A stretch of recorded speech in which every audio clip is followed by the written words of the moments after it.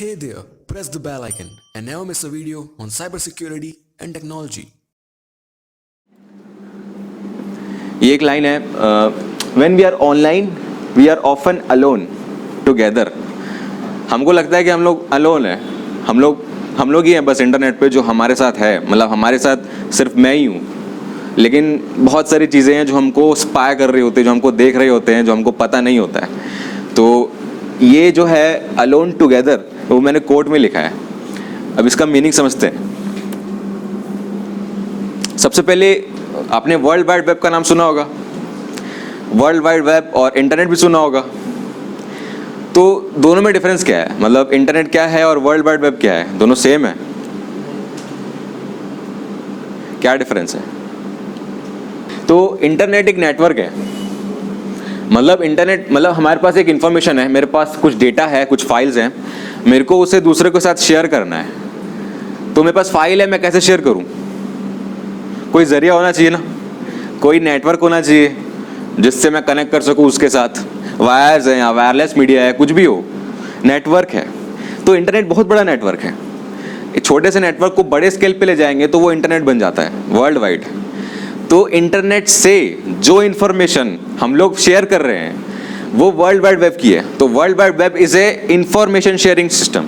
तो world wide web लोगों को कनेक्ट करता है, इंटरनेट डिवाइसेस को कनेक्ट करता है। तो ये डिफरेंस है। वर्ल्ड वाइड वेब की डेटा हम लोग इंटरनेट से एक्सेस कर सकते हैं, ठीक है। ये है mainly internet is connecting computers, मतलब फिजिकल मीडिया, जो टेक्निकल चीज़ें हम लोग करते हैं कनेक्ट करने के लिए, मतलब शेयरिंग के लिए, वो इंटरनेट है। और वर्ल्ड वाइड वेब तो लोगों को कनेक्ट करता है। लोग मतलब चैट करते हैं ना अपन, तो अपनी इंफॉर्मेशन शेयर करते हैं, इंटरनेट के थ्रू करते हैं। तो इंटरनेट वही है, शेयरिंग का एक मीडियम है जिससे हम लोग www की डेटा शेयर करते हैं। तो ये डिफरेंस मेन है इंटरनेट और वर्ल्ड वाइड वेब में, ठीक है। तो जिसको कंफ्यूजन था वो क्लियर हो गया, ठीक है। अब आते हैं इंटरनेट पे। सब लोगों ने देखा इंटरनेट, सबने विजिट किया है। क्या होता है, मतलब इंटरनेट पे है क्या? रोज करते हैं, हर टाइम करते हैं, अभी भी कर रहे होगे, अभी भी जियो चल ही रहा है सबका।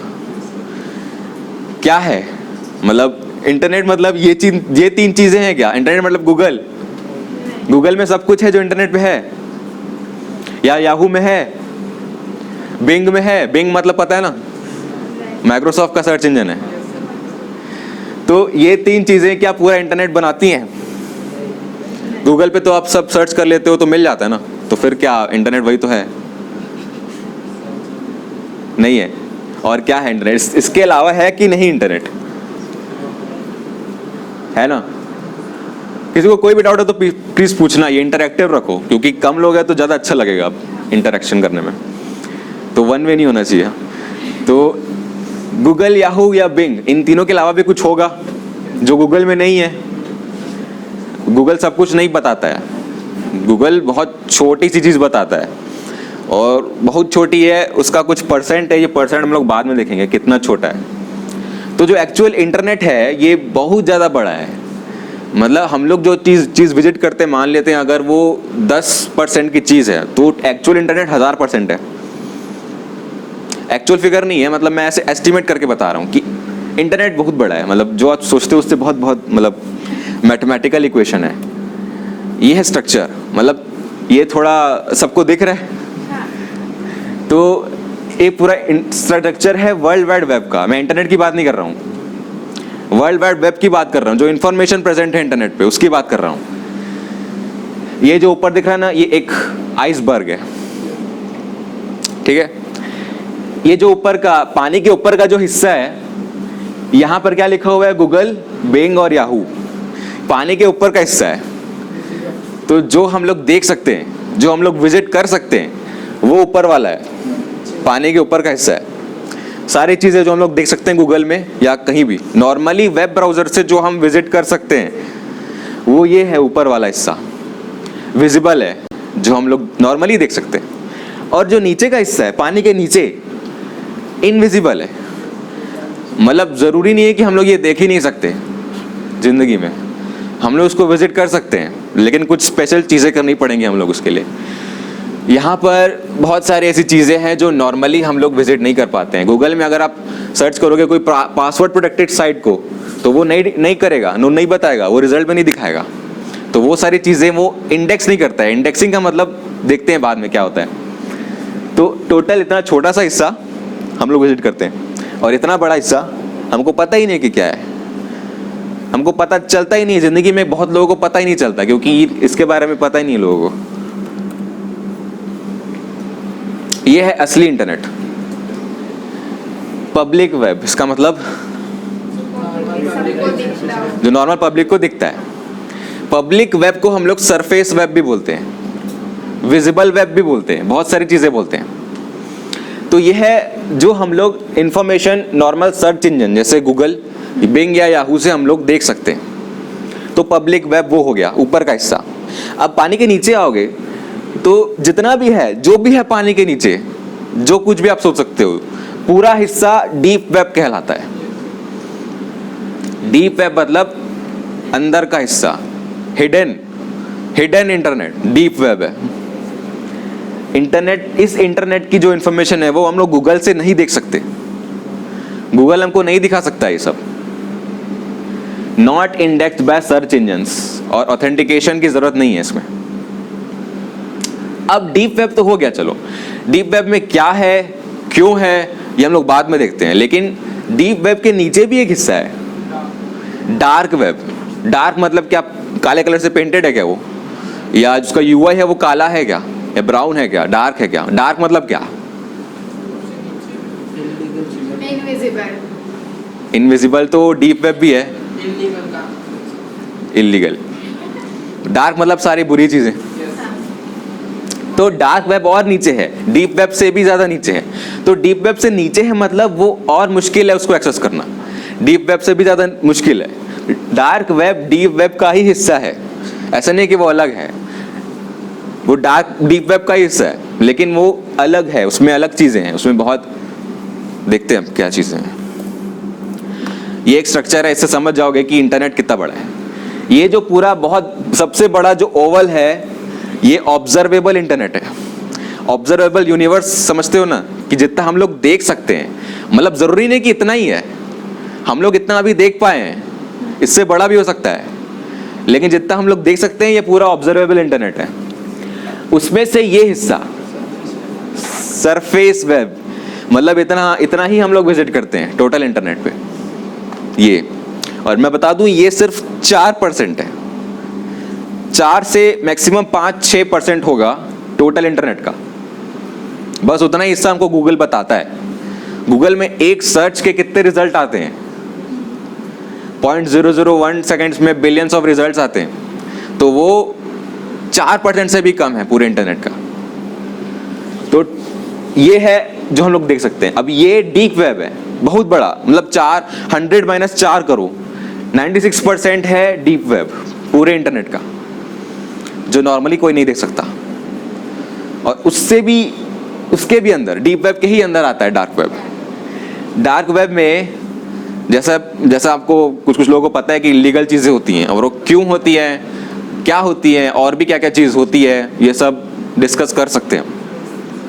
तो टोटल इंटरनेट ऐसा है, वेब का स्ट्रक्चर ऐसा है। हम लोग टोटल इंटरनेट देख ही नहीं सकते कभी ना, कोई भी नहीं देख सकता। ऑब्जर्वेबल देख सकते हैं, टोटल नहीं देख सकते। सबसे पहले बात करते हैं सरफेस वेब की। ये तो सबको पता है, सरफेस वेब सबने देखा है, जो हम लोग नॉर्मली यूज कर सकते हैं।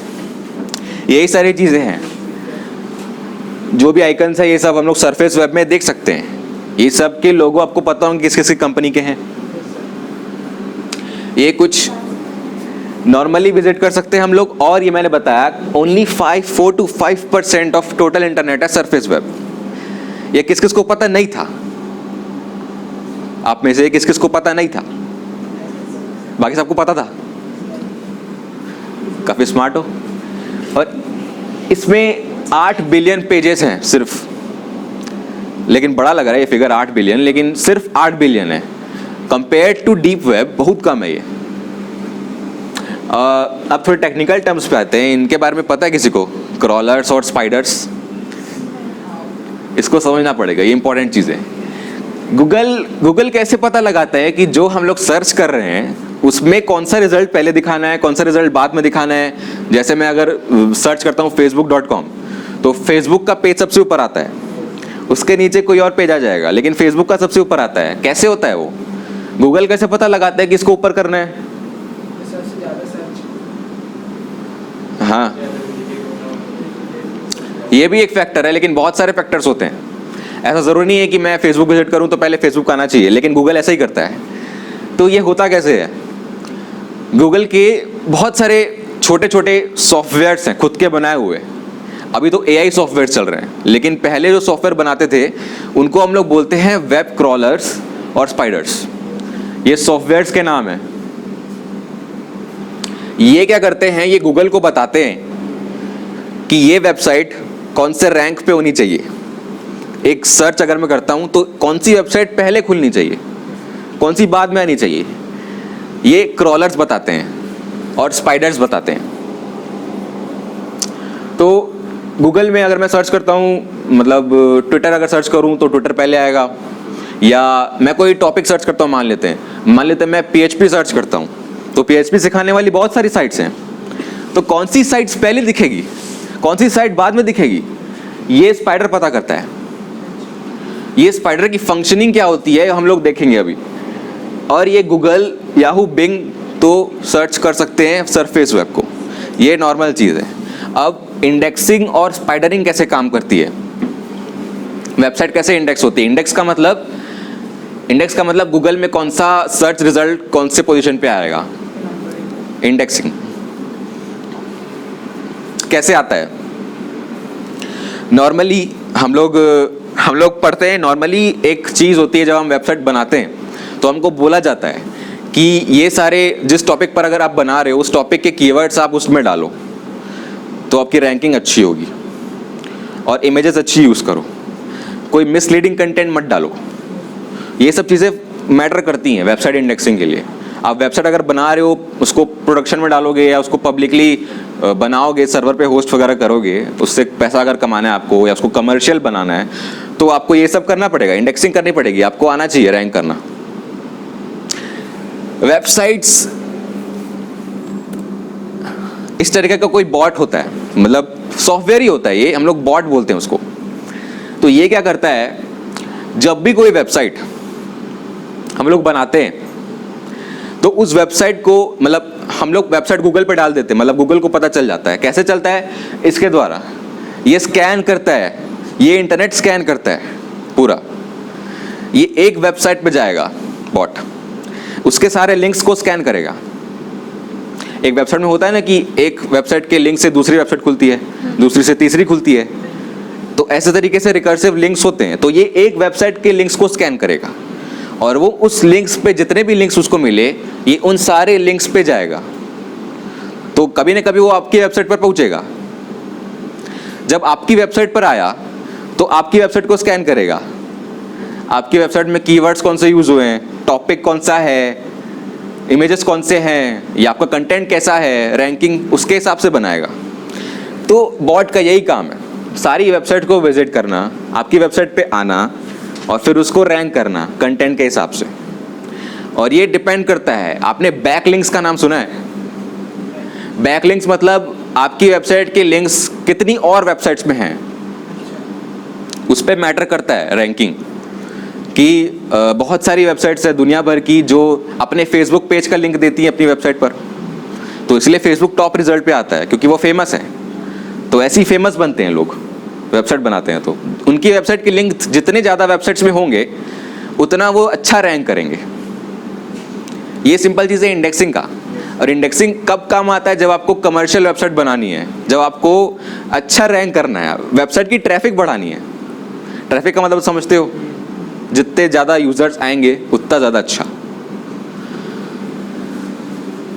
सर वो जैसे कोई सा भी कोई लिंक के अंदर कैसे आता होगा? वही तो बताया मैंने, अगर लिंक उसने स्कैन किया, एक लिंक स्कैन किया उसने, वो पूरा लिंक स्कैन करेगा। पहले सर्वर आइडेंटिफाई करेगा कौन सा है, उसके बाद उसके अंदर की डायरेक्टरी स्पेसिफाई करेगा। तो एक सर्वर के अंदर सब कुछ स्कैन करता है वो, मतलब उसको एक लिंक मिला तो उसके बाद वो दूसरे लिंक पर जाएगा, उसके पास बहुत बड़ी डायरेक्टरी होती है कि कौन कौन से पॉसिबल फोल्डर्स हो सकते हैं वेबसाइट पर, कौन कौन से पॉसिबल डायरेक्टरीज हो सकती हैं, तो वो सबको स्कैन करेगा। पहले देखेगा अगर ये वेबसाइट खुल रही है 404 पता है ना, 404 मतलब उसको नहीं मिला ये कंटेंट, वो नहीं मिला तो वो छोड़ देगा, दूसरा ट्राई करेगा। तो ऐसे जब उसको मिलते गया वेबसाइट के अंदर का कंटेंट वो देखेगा।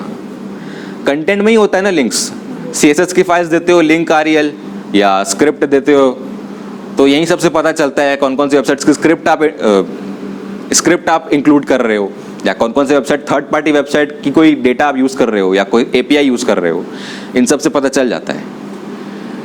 तो गूगल के पास पहले से, मतलब गूगल जब शुरू में स्टार्ट हुआ था, जब इसने बॉट बनाना स्टार्ट किया था, उसने पहले से वेबसाइट्स बनाई हुई थी, उसमें से बहुत सारी अलग अलग वेबसाइट्स के लिंक उसने अपनी वेबसाइट पे दे के रखे थे। तो बॉट को उसने बोला कि मेरी वेबसाइट पे जा, मेरी वेबसाइट पे जितने लिंक हैं उन सब लिंक्स को एक एक करके विजिट करते जा, मतलब ऑडिट करते जा। तो गूगल ने पहले ये कर चुका है। कोरा भी ऐसे ही हुआ था। कोरा में पहले डेवलपर्स ही क्वेश्चन पूछते थे और डेवलपर्स ही आंसर करते थे, तब जाके वो फेमस हुआ, क्योंकि ऐसे ही आपका कंटेंट फेमस होता है। जब आप खुद अपना कंटेंट पॉपुलेट करोगे तभी आपका फेमस होगा। तो ऐसे ही काम करता है ये एक टर्म है, ranking of a web page is based on search engine optimisation. इसके बारे में सुना है? सर्च इंजन ऑप्टिमाइजेशन ये बहुत बड़ी फील्ड है, डिजिटल मार्केटिंग के अंदर आता है। मतलब लोग बहुत इसमें फ्रीलांसिंग करते हैं, इस टर्म पे फ्रीलांसिंग करते हैं, बहुत पैसा कमाते हैं लोग इससे। तो सर्च इंजन ऑप्टिमाइजेशन में यही सारी चीज़ें आती है जो मैंने बताया। वेबसाइट के कंटेंट को आप किस तरीके से फॉर्मेट कर रहे हो, और कंटेंट कितना बड़ा है, कितना छोटा है, कितना इजीली हम उसको रीड कर सकते हैं, कौन कौन से टैग्स यूज़ किए हैं, कौन कौन से कीवर्ड्स यूज़ किए हैं, कितना टू द पॉइंट आपने बात की है, ये सब मैटर करता है रैंकिंग पे। तो ये सर्च इंजन ऑप्टिमाइजेशन का एक मेन प्रिंसिपल है, बहुत बड़ी टॉपिक है। अगर आप चाहो तो ये डिटेल में पढ़ सकते हो, और इस पे जॉब्स भी होते हैं। तो सरफेस वेब वही है जो पब्लिकली एक्सेसिबल है। मतलब मैं अगर चाहता हूं कि मेरी जो डेटा है वो मेरे एक फ्रेंड तक ही जाए, तो मैं उसको पर्सनली भेजूंगा ना, मैं उसने वेबसाइट पर तो होस्ट नहीं कर दूंगा। अगर मैं वेबसाइट पर होस्ट कर दिया, मतलब इंटरनेट पर डाल दिया, तो वो सबको मिल जाएगी, सब उसको देख सकते हैं। एक बार उसके पास लिंक आ गया तो वो सब देख लेगा। तो सरफेस वेब पे सारी इंफॉर्मेशन पब्लिकली एक्सेसिबल है। उसके बाद क्रोम, ओपेरा और फायरफॉक्स ये वेब ब्राउजर्स हैं। पहले मैंने सर्च इंजन्स की बात की थी, अब ये वेब ब्राउजर्स हैं। तो ये नॉर्मल जो भी वेब ब्राउजर्स हैं, इसमें एप्पल का सफारी भी आ सकता है। जितने भी वेब ब्राउजर्स हैं, हम लोग सरफेस वेब को विजिट कर सकते हैं नॉर्मली, और इलीगल नहीं होता। ये हो सकता है कुछ कंटेंट कंट्री वाइज बैंड हो, वो अलग चीज़ है, लेकिन जनरली ये इलीगल नहीं है, लीगल है। तो सब कुछ इसमें लीगल है, और जो इलीगल है वो डीप वेब में आ जाता है। ये सिंपल सा स्ट्रक्चर है सरफेस वेब का। ये तो आपने पढ़ा होगा, क्लाइंट सर्वर कम्युनिकेशन। क्लाइंट कुछ विजिट करता है, मान लेते हैं सर्वर को बोल रहा है मेरे को example.com जो सर्वर है example.com पे है, उसमें मेरे को question.pdf की एक फाइल चाहिए। तो ये बोलेगा मेरे को, सर्वर को बोलेगा कि question.pdf मेरे को दे दे, अगर तेरे पास है तो दे दे। तो सर्वर के पास question.pdf अगर होगा तो वो नॉर्मली एक कनेक्शन पे उसको दे देगा। डायरेक्ट कनेक्शन हो रहा है यहाँ पर, क्लाइंट सर्वर को ही बोल रहा है, वो किसी और को नहीं बोल रहा है, और सर्वर भी क्लाइंट को ही दे रहा है वापस। तो question.pdf अगर होगा तो वो क्लाइंट को दे देगा। तो सरफेस वेब में ऐसा कम्युनिकेशन होता है, क्लाइंट सर्वर डायरेक्ट कम्युनिकेशन। ये सिंपल सा फॉर्मेट है सरफेस वेब का। अभी तक जितनी भी चीजें बताई सिर्फ इतना जानते हैं हम लोग नॉर्मली। इसके बाद जो मैं बताने वाला हूं, वो बहुत सारी चीजें ऐसी हैं जो अगर बोलूं तो डिस्टर्बिंग भी हो सकती हैं ग्राफिकली या मेंटली। तो मैं सब कुछ नहीं बताना चाहता और बता भी नहीं सकता, और विजिट करके तो कतई नहीं दिखाने वाला। तो यहाँ तक जितनी भी चीज़ें थी सब आपको पता है। इसके आगे जो होगा शायद आपको सब पता नहीं है। अब इसके आगे जाते हैं।